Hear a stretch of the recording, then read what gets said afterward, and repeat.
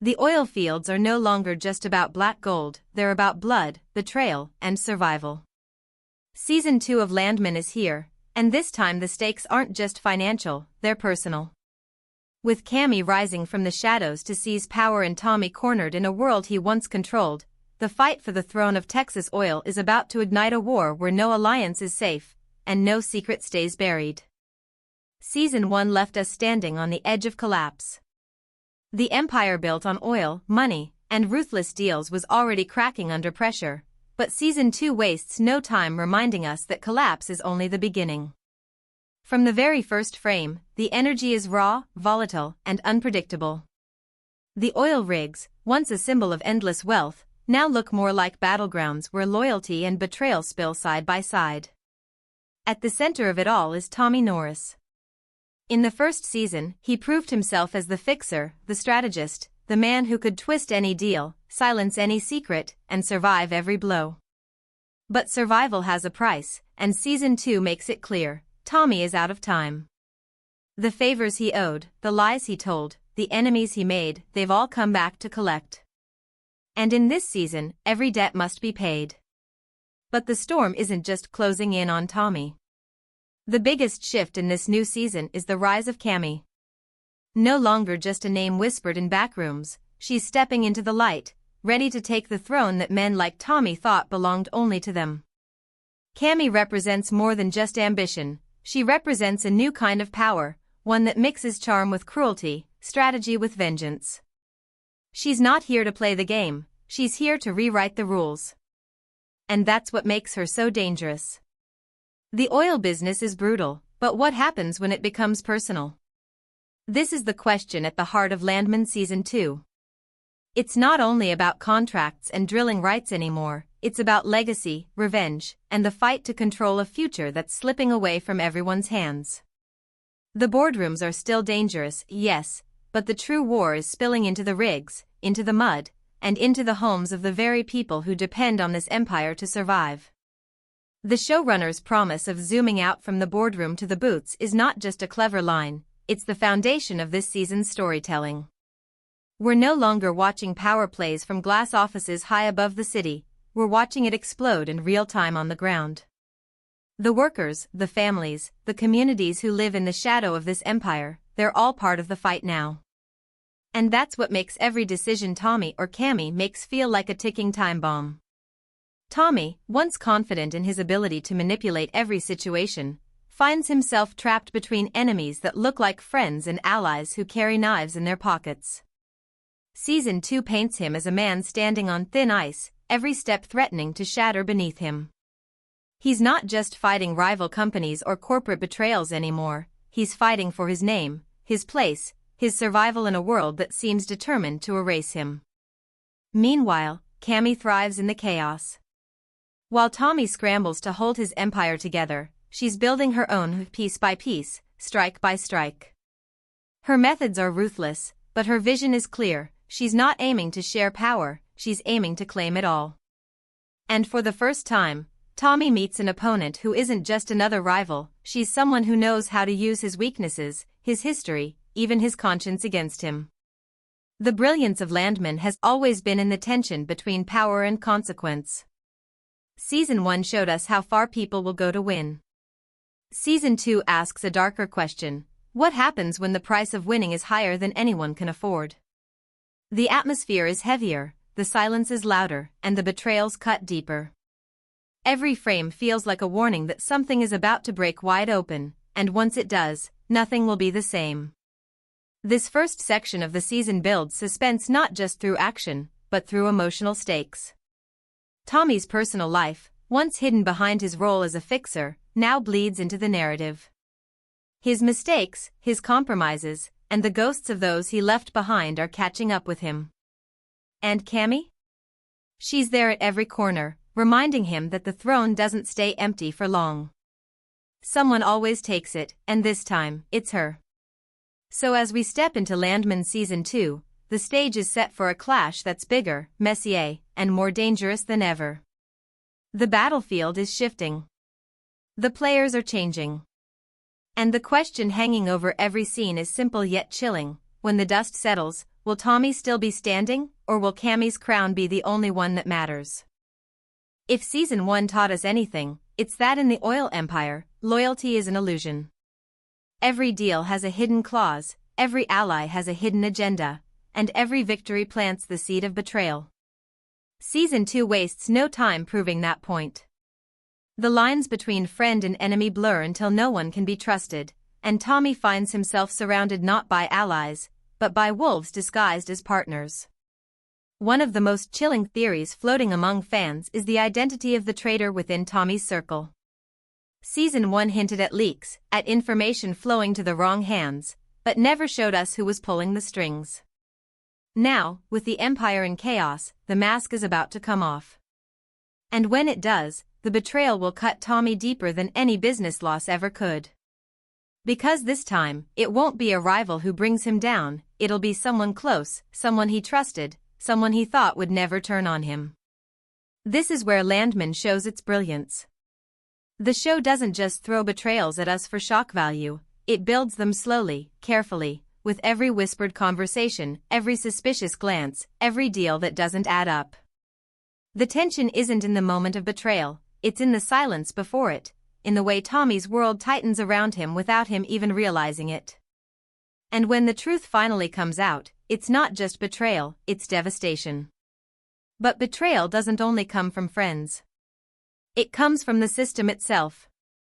Season 2 expands the battlefield beyond Texas, pulling in powerful forces from New York equity firms and international interests that see the Texas oil fields not as communities, but as assets to be stripped, sold, and consumed. These aren't just business rivals, they're predators, waiting for Tommy's empire to collapse so they can take the scraps. And the cruelest part? They're already inside the walls, whispering deals, tempting allies, and setting traps that Tommy won't see until it's too late. And while Tommy fights to keep his empire from imploding, Cami is quietly weaving her own web. Her strength isn't just in her ambition, it's in her ability to read people, to understand their desires and fears, and to turn those weaknesses into weapons. She doesn't need an army to overthrow Tommy, she only needs his allies to doubt him, his friends to hesitate, his enemies to strike at the right moment. Where Tommy built his empire on control, Cami builds hers on chaos, letting the storm grow until she's the only one who can stand in the center of it. The brilliance of Cami's rise is that it feels inevitable. She isn't forcing her way into power, the throne is practically being handed to her as Tommy's world crumbles. And she knows it. Every move she makes in Season 2 feels calculated, deliberate, as if she's been waiting for this moment all along. Tommy sees her as an adversary, but the truth is more frightening. Cami doesn't just want to beat him, she wants to erase him, to prove that his way of ruling is already dead, that the age of men like Tommy is over. What makes this battle so gripping isn't just the clash between Tommy and Cami, it's the way every other character is forced to choose a side. The oil fields don't leave room for neutrality. Workers, executives, families, everyone is pulled into the storm.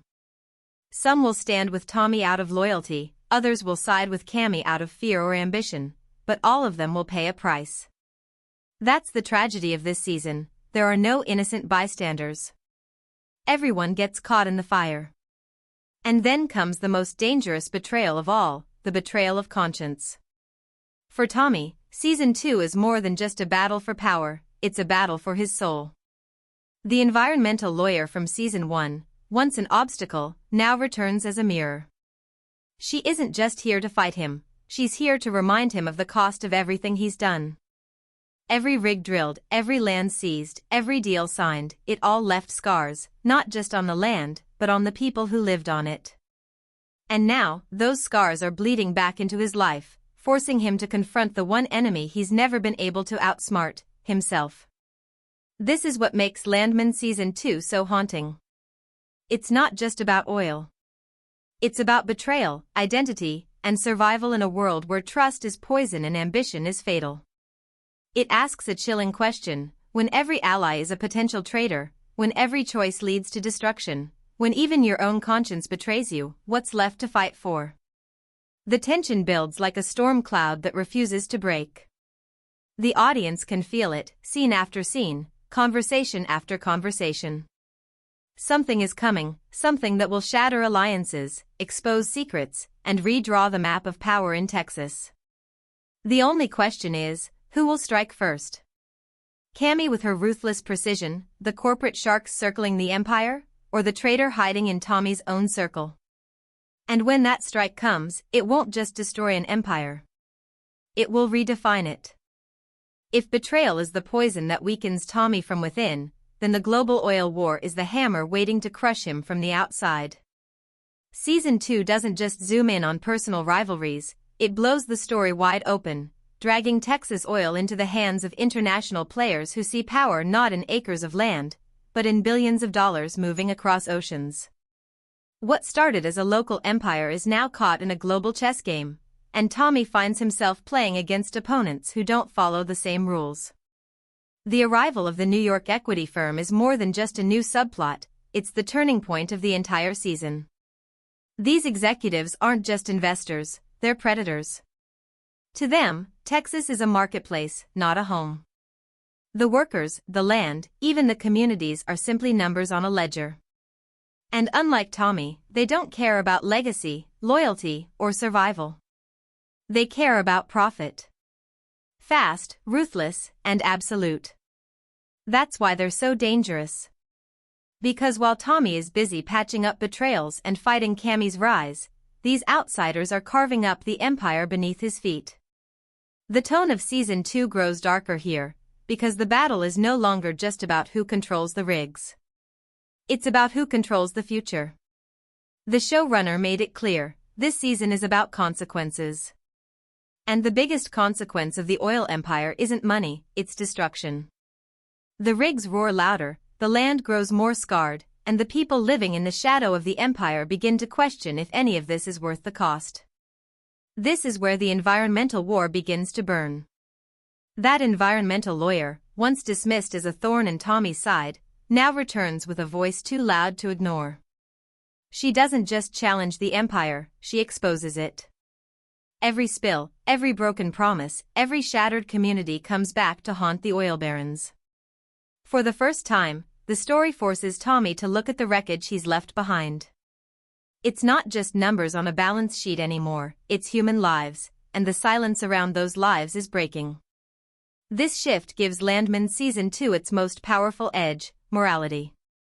Because when the oil stops being about profit and starts being about people, the characters can't hide behind business deals anymore. Every decision becomes personal. Every choice leaves scars. And Tommy, once the fixer who could bury the truth, now finds himself staring directly at it. The question isn't just whether he can survive, it's whether he can still live with himself if he does.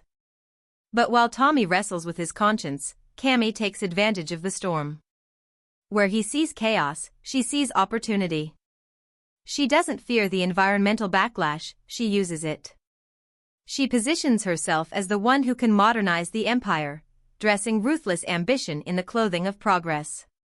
To the outsiders, she looks like the future, sharp, ruthless, unshaken by guilt. To Tommy, she looks like the end of everything he built. This duality is what makes the season so gripping. It isn't just good versus evil, or right versus wrong. It's old power against new power. Tommy built his empire on silence, secrecy, and deals made in shadows. Cami builds hers on exposure, spectacle, and control through chaos. The collision between them isn't just inevitable, it feels catastrophic. Because in this war, only one vision of the future can survive, and the cost of losing isn't just power, it's identity. The storytelling in this section is suffocating in the best way. Long silences stretch between conversations, every glance feels like a weapon, and every deal feels like a death sentence. The oil rigs thunder in the background, almost like a reminder that time is running out. The environment, the workers, the families, they all feel the ripple effects of choices made far above their heads. And yet, those ripple effects are the true war. Because in Landman, every contract signed in a glass office comes crashing down in dirt, sweat, and broken lives. Tommy's humanity becomes the battlefield here. He isn't just a man fighting to protect his empire, He's a man forced to confront whether that empire was worth protecting in the first place. Every ally he loses, every betrayal he suffers, every consequence he can't escape chips away at the image of the untouchable fixer. Season 2 doesn't just test his power, it tests his soul. And the haunting truth is that survival might not be redemption. Sometimes, survival is just another form of defeat. The suspense builds higher with every passing moment. The betrayals at home, the predators from outside, the growing storm of environmental reckoning, all of it converges into a single terrifying reality. Tommy is outnumbered, outmaneuvered, and out of time. But if there's one thing we know about Landman, it's that the fight doesn't end until the very last move is played. And for Tommy, that move might be his most dangerous yet. The question is no longer whether he can hold the throne. The question is whether the throne itself is even worth holding. And as Cami rises, as the global players close in, and as the conscience he's tried to silence comes roaring back, the answer grows darker, sharper, and far more dangerous than anyone could have expected. The storm that's been brewing since Season 1 finally breaks open in Season 2, and when it does, no one walks away untouched.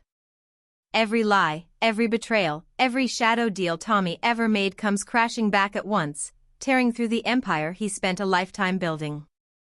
The truth is raw and unforgiving. There is no throne without blood, and in Landman Season 2, the crown doesn't just demand loyalty, it demands sacrifice. The heart of this climax beats with one revelation: the traitor. The whispers, the leaks, the shadows inside Tommy's circle, all of it explodes in a single devastating truth. And the betrayal doesn't come from a distant rival or a forgotten enemy. It comes from the place Tommy never expected, the place he refused to see. Someone close, someone trusted, someone who knew every weakness he carried. The moment that truth is revealed, the empire cracks, not because Tommy loses power, but because he loses faith. Faith in loyalty. Faith in family. Faith in the very idea that his empire was ever truly his. And into that fracture steps Cami. Calm, ruthless, unshaken by the chaos, she seizes the crown with the precision of someone who has been planning this moment her entire life. The throne isn't handed to her, it's taken. And when she sits on it, the entire balance of power shifts. Cami doesn't rule with Tommy's secrecy or hesitation. She rules with fire. To her, betrayal isn't a risk, it's a weapon. She embraces the chaos, sharpens it, and uses it to bend the empire to her will. Tommy, however, isn't finished. Season 2 doesn't let him disappear quietly. The man who once thrived in shadows steps into the light, stripped of allies, stripped of certainty, but burning with one last fight. This is where the show grips us hardest, because Tommy isn't fighting for money anymore. He isn't even fighting for the empire. He's fighting for survival, for redemption, for a chance to prove that he isn't just the fixer cleaning up messes, he's the man who can stand against the machine he helped create. The final acts of the season carry a weight that feels almost unbearable. Every conversation drips with tension. Every silence feels like a countdown. Tommy faces enemies on every side, Cami with her iron grip, the equity sharks slicing apart his empire, and his own conscience gnawing at what little resolve he has left. But what makes it unforgettable is that the audience doesn't know if Tommy's last stand is an act of defiance or an act of desperation. Is he clawing his way back to the throne, or is he simply refusing to drown quietly? And then comes the reckoning. The oil fields, once a backdrop of endless ambition, transform into a graveyard of choices. The environmental war reaches its boiling point, exposing the full cost of every deal signed in smoke-filled rooms. Families fracture, communities rage, and the empire that once looked unshakable now trembles under the weight of its own sins. The chaos isn't just business, it's personal, it's human, it's devastating. This is where Landman delivers its haunting brilliance. It doesn't give us easy answers. It doesn't hand us heroes wrapped in redemption or villains swallowed by defeat. Instead, it forces us to live in the gray, the moral chaos where ambition and survival blur together until no one can claim innocence. Cami takes the throne, yes, but her victory comes at a cost. Tommy fights back, but his fight leaves scars that no crown could ever heal. The season closes not with resolution, but with unease. Cami sits in power, unchallenged, for now.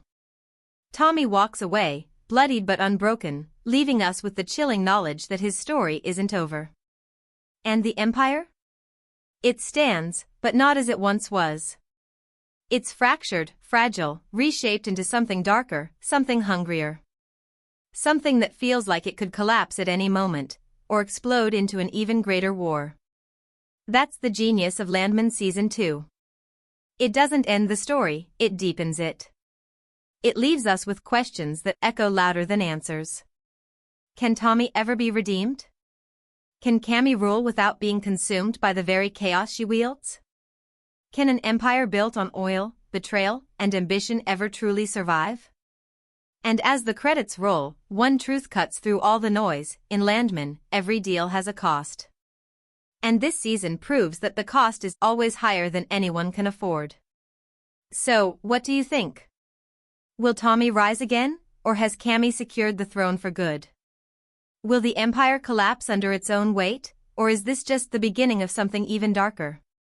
Drop your theories, your predictions, your wild guesses in the comments, because if one thing is certain, it's that Landman Season 2 is only the beginning of a fight that's far from over.